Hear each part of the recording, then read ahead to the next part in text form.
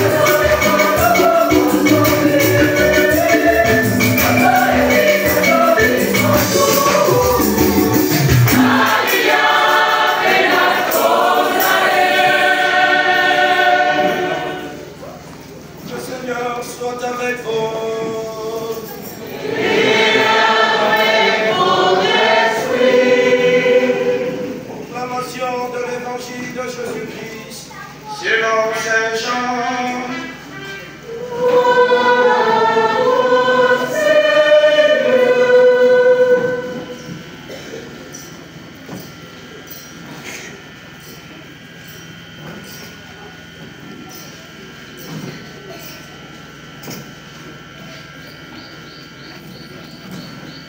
Au chapitre 18, du verset 33b au verset 37. Lorsque Jésus comparut devant Pilate, celui-ci l'interrogea. « Es-tu le roi des Juifs ?» Jésus lui demanda. « Dis-tu cela de toi-même, ou bien parce que d'autres te l'ont dit ?» Pilate répondit. « Est-ce que je suis juif, moi? Ta nation et les chefs des prêtres t'ont livré à moi. Qu'as-tu donc fait? » Jésus déclara. « Ma royauté ne vient pas de ce monde. Si ma royauté venait de ce monde, j'aurais des gardes qui se seraient battus pour que je ne sois pas livré aux Juifs. Non, ma royauté ne vient pas d'ici. » Pilate lui dit. « Alors, tu es roi? » Jésus répondit. « C'est toi qui dis que je suis roi. Je suis né, je suis venu dans le monde pour ceci, rendre témoignage à la vérité. Tout homme qui appartient à la vérité, écoute ma voix. » Acclamons la parole de Dieu.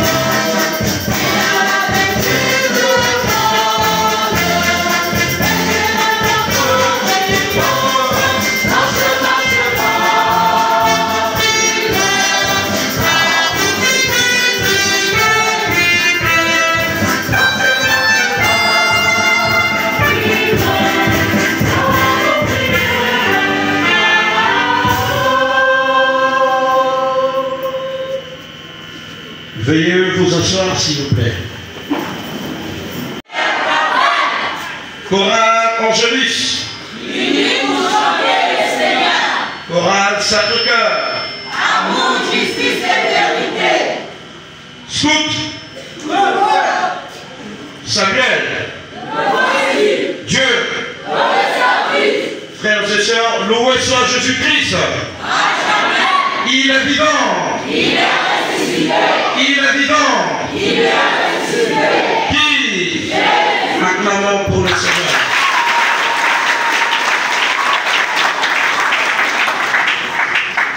enfants et jeunes, il faut vivre dans l'espérance qui ne trompe pas. Confère Romains 5, verset 3. Voilà la thématique qui doit retenir l'attention de tous les jeunes catholiques à l'occasion de la 32e journée mondiale de la jeunesse. Vivre dans l'espérance voudrait simplement dire fonder son espoir ou sa confiance en Jésus-Christ, roi de l'univers, en imitant ce qu'il a eu à faire, tout en écoutant sa voix, en étant des témoins oculaires de sa vérité. Laquelle vérité? La vérité sur le Père, la vérité sur la vie et la mort, la vérité sur le combat que l'homme doit mener en ce monde. Autant de domaines essentiels où le mensonge et l'erreur règnent. Dans cette perspective, en écoutant cette page de l'évangile que nous propose l'évangéliste Saint Jean, nous voyons peu de personnages qui sont en confrontation. Il s'agit bel et bien de Ponce Pilate, l'empereur romain tout-puissant à l'époque, et Jésus l'accusé, qui se défend tout seul.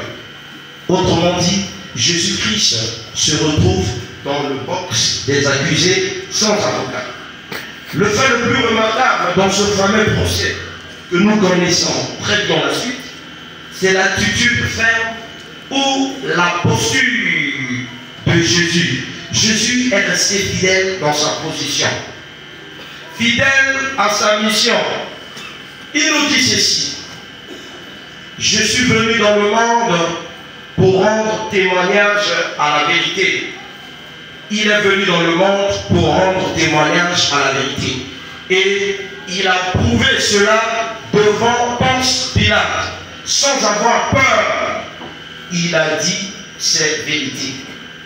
Ce n'est que par son courage prophétique et des gestes de bonté qu'il a eu à manifester à l'égard de l'homme imagodé, c'est-à-dire créé à l'image et à la ressemblance de Dieu, que nous pouvons affirmer que Jésus-Christ est le roi de l'univers.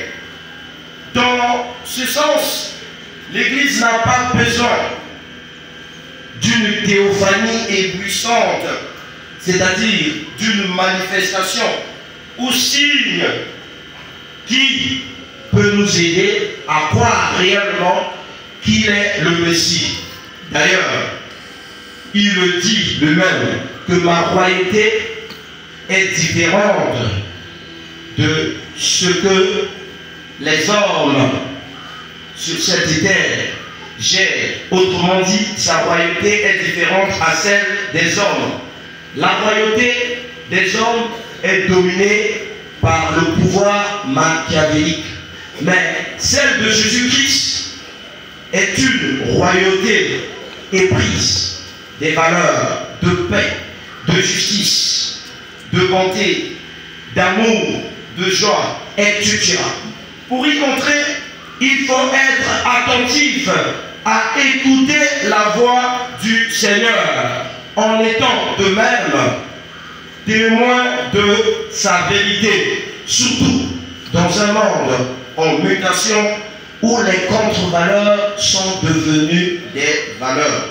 D'une manière succincte, si la jeunesse est considérée comme l'avenir d'une nation, de nos jours, ces déclarations sont restées vaines. Puisque nous jeunes aujourd'hui, nous devenons de plus en plus fragiles et très faciles à manipuler. Nous jeunes, nous sommes devenus des simples marionnettes de qui que ce soit. Pour la simple raison que nous sommes à la quête du gain facile. Beaucoup de jeunes veulent vite gagner la vie. Et parfois, nous nous embrassons des chemins obscurs. Ce qui n'empêche pas beaucoup d'entre nous, comme je venais de le dire tantôt, à suivre les chemins obscurs. Avec cette déclaration du Christ, roi de l'univers, Jésus n'a pas hésité de dire la vérité devant Ponce Pilate et ses compatriotes juifs qui l'ont acculé, c'est-à-dire qui l'ont rejeté. Autrefois, ils l'ont applaudi, ils ont dit que c'était le Messie, mais après, qu'est-ce qu'ils ont fait? L'entrée triomphale de Jésus-Christ à Jérusalem. Les mêmes personnes qui avaient acclamé pour lui, ce sont les mêmes qui vont se retourner contre lui.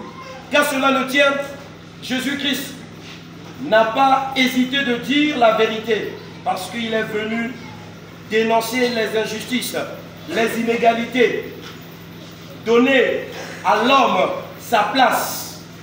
Et dans sa royauté, il n'y a pas de malheur. Dans sa royauté, il y a le bonheur. Tous ici, nous cherchons un jour à contempler sa vision béatifique. Et pour contempler la vision béatifique de Dieu, qu'est-ce qu'il faut faire?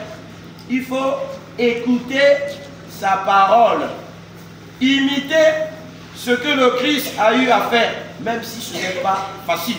Et nous jeunes aujourd'hui, la jeunesse congolaise en général et la jeunesse d'Infondo en particulier, nous sommes invités à vivre dans l'espérance qui ne trompe pas. L'espérance qui ne trompe pas, cela veut dire fonder son espoir dans le nom du Seigneur. Aimer le Seigneur, que chacun de nous puisse être un théologue ou encore un amoureux de Dieu. Mais de nos jours, qu'est-ce que nous voyons? Surtout avec l'avènement de la technologie et de la science. Lorsque je parle de la technologie, je fais tout de suite allusion aux réseaux sociaux. Les jeunes filles passent tout leur temps à s'exhiber en publiant des photos au lieu de se consacrer pour faire quelque chose d'utile, mais elles passent tout leur temps à publier ou encore à se raconter des embellis ou des bobards. Les jeunes garçons sont devenus des disciples de Bacchus, autrement dit de la boisson, ou encore des stupéfiants, comme la drogue. Je vois le matin comme ça, un jeune qui se réveille, il a déjà les charmes. Autrement dit, les yeux sont déjà loin. Il te parle avec élégance. Il te parle avec mime. Alors, chers jeunes, nous devons prendre conscience. Nous devons prendre conscience, pourquoi? Parce que l'avenir, comme le disait le pape Benoît XVI, autant pour moi, d'heureuse mémoire, dans son exhortation apostolique à Fitchemus, il disait ceci: l'avenir est entre les mains de jeunes, plus particulièrement ceux qui savent trouver les fortes raisons de vivre et d'espérer. Les parents comptent sur nous, mais nous ne devons pas les décevoir. Les parents comptent sur nous et nous ne devons pas les décevoir. Qu'est-ce que nous constatons aujourd'hui? Peu importe nos origines, les jeunes ne sont plus attentifs. Les jeunes deviennent attentifs lorsqu'il s'agit de prendre l'alcool, de prendre des stupéfiants ou encore de poser des actes qui n'émanent pas de la responsabilité humaine. On a les Koulouna parmi nous. Au Brazzaville, on dit les Koulouna. Au Cameroun, on dit les microbes. On a les microbes tout autour de nous. Et si vous essayez de vous renseigner, vous allez vous rendre compte que la plupart de ces microbes, de ces Koulouna, j'allais dire de ces jeunes, leurs parents sont des chrétiens. Alors nous parents, nous avons une grande responsabilité. Et cette responsabilité consiste à éduquer nos enfants, les éduquer d'une manière chrétienne. Et c'est très important de voir dans certaines familles, avant de dormir, ils prennent le temps de pouvoir méditer sur un texte biblique, ils font ce que la tradition de l'Église catholique appelle par la lectio divina. Et c'est très important. Au sein d'une famille, quand vous prenez le temps de méditer sur les textes bibliques, d'essayer un peu d'appréhender la quintessence des textes bibliques, mais nous avons même des servants parmi nous. Il reste à savoir si ces servants, pendant la messe, écoutent réellement la parole de Dieu et qu'à la fin de la messe, ils sont susceptibles ou encore aptes à dire ce qu'ils ont entendu. Pouto ou encore point, je ne sais pas. Alors, la jeunesse congolaise, nous avons une responsabilité. Cette responsabilité consiste à vivre dans l'espérance qui ne trompe pas. Fonder cette espérance dans le nom de notre Seigneur Jésus-Christ, Roi de l'univers. Tous ici, nous voulons un jour intégrer son royaume. Mais pour y aller, il faudrait que nous puissions imiter le Christ dans notre modus vivendi, autrement dit, dans notre agir. Nous devons nous laisser christiformiser, prendre la forme du Christ, parce que Jésus-Christ lui-même était l'ami des jeunes. Et le pape Benoît XVI, d'heureuse mémoire, renchérit ceci dans la même exhortation apostolique.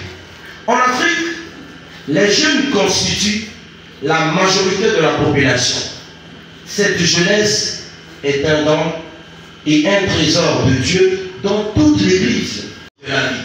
Vous voyez à quel point que nous jeunes, nous sommes considérés.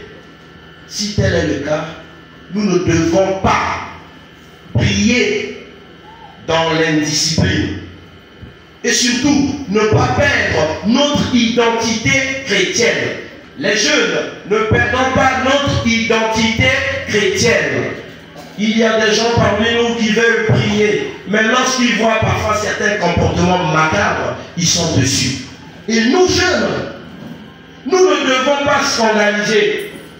Nous jeunes, nous devons briller par la vertu de l'exemplarité. La vertu de l'exemplarité.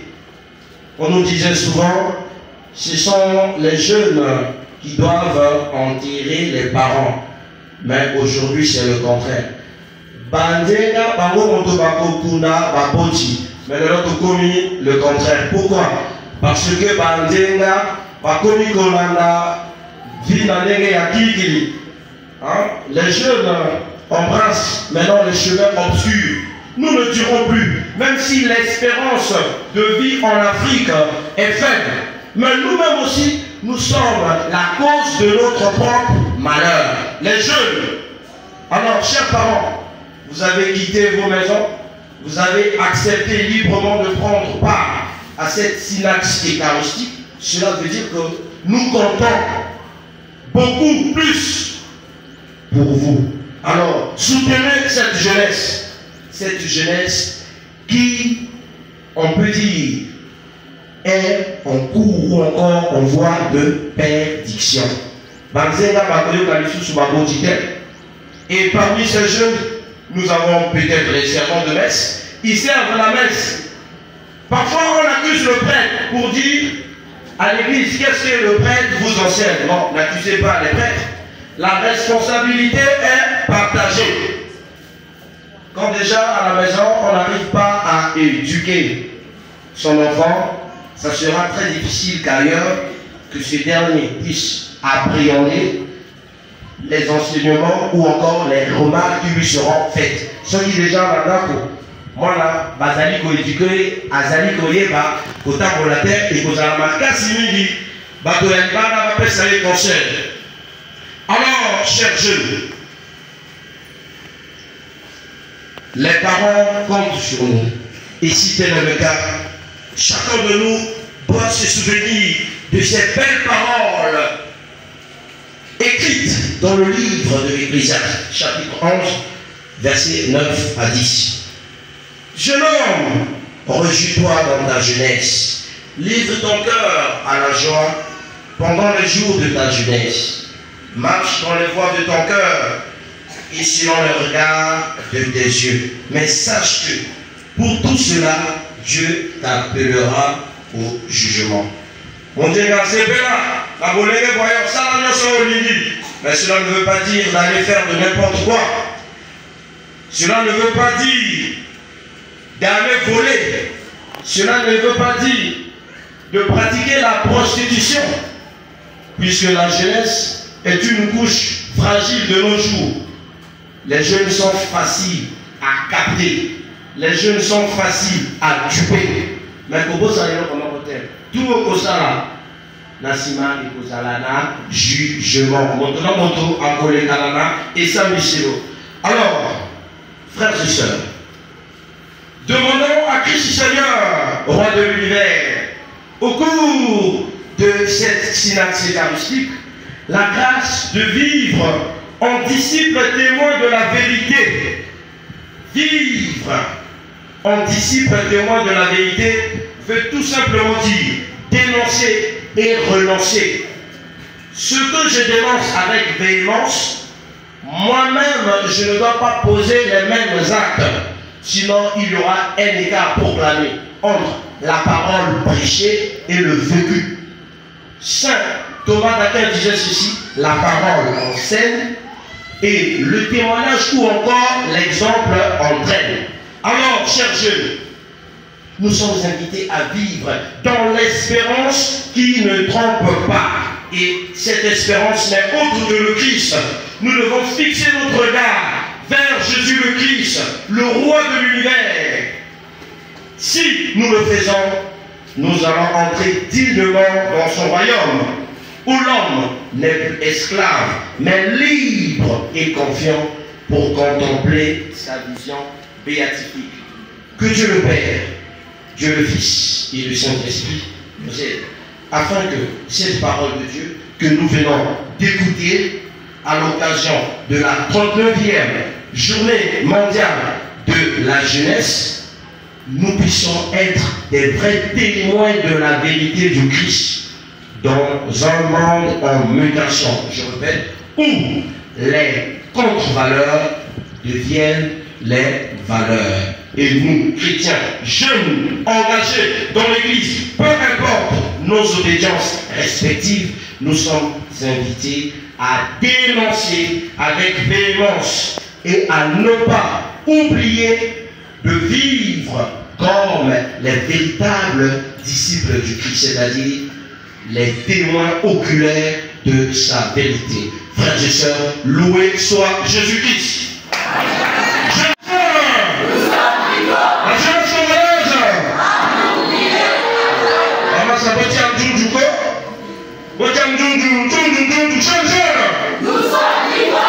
La paix de Christ. Merci, merci.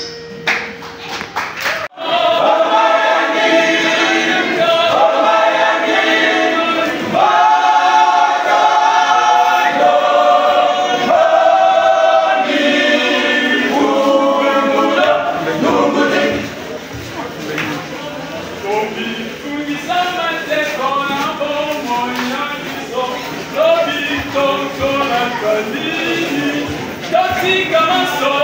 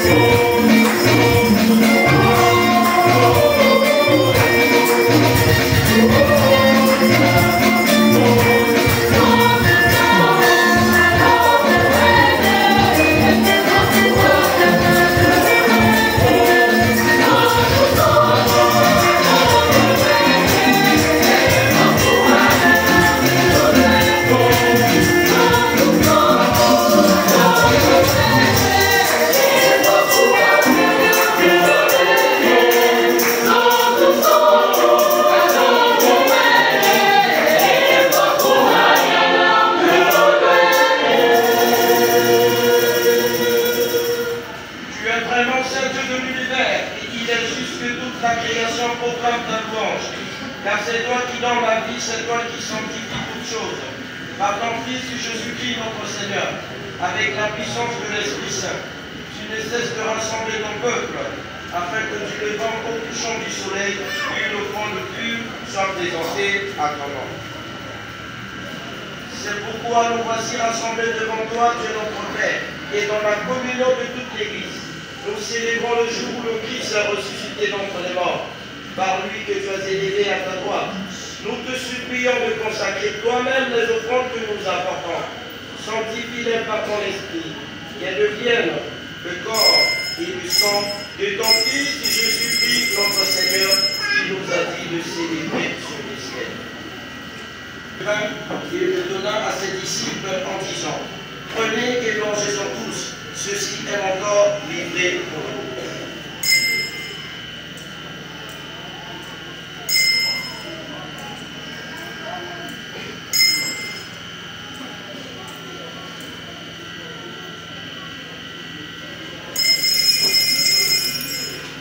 De même, après le repas, il prit la coupe en te rendant grâce. Il dit la bénédiction et donna la coupe à ses disciples en disant, prenez et buvez-en tous, car ceci est la coupe de mon sang, le sang de l'alliance nouvelle et éternelle, qui sera versé pour vous et pour la multitude en rémission des péchés.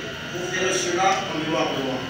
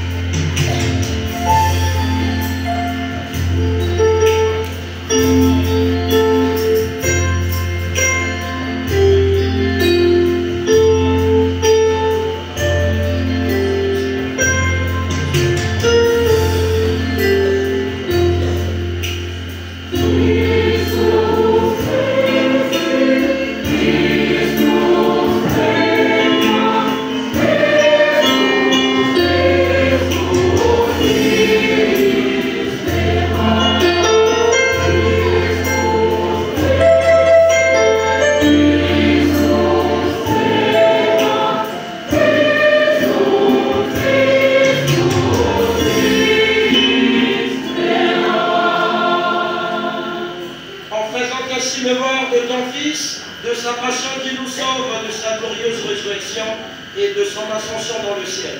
Alors que nous attendons son dernier avènement, nous t'offrons, Seigneur, en action de grâce, ce sacrifice vivant et saint. Regarde en nous, t'en priant, l'oblation de ton Église et aide-nous reconnaître ton Fils qui, selon ta volonté, s'est offert ton sacrifice pour nous réconcilier avec toi. Quand nous serons nourris de son corps et de son sang et remplis de l'Esprit Saint, accorde-nous d'être un seul corps et un seul esprit dans le Christ.